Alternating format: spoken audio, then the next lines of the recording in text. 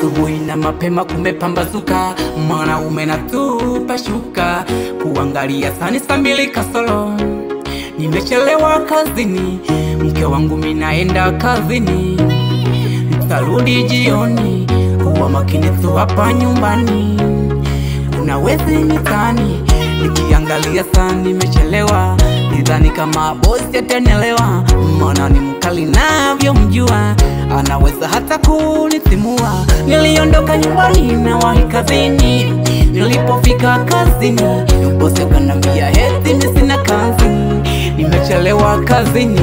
Nifanyaje, nifanyaje mimi, sina chakula nyumbani, nifanyaje, nifanyaje mimi, ninadaiwa na kodi, nifanyaje, nifanyaje mimi,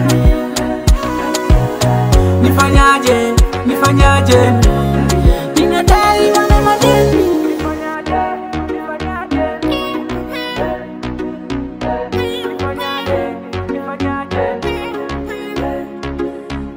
ilipofika jioni karudi nyumbani, sina kitu mfukoni, mawazo mengi yamenijaa kichwani, nimefukuzwa kazini. Nilipofika nikamkuta baba mwenye nyumba anafoka, anataka hila yake, amenivumilia amechoka.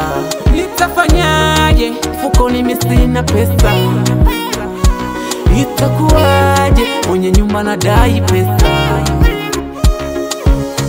Kazini matatizo na nyumbani nimekuta matatizo, nitafanyaje ndugu zangu, najua umasikini ndio chanzo. Nifanyaje, nifanyaje mimi, mwenye nyumba naomba chake, nifanyaje, nifanyaje mimi, nifanyaje, nifanyaje mimi, ninadaiwa na madeni, nifanyaje, nifanyaje mimi,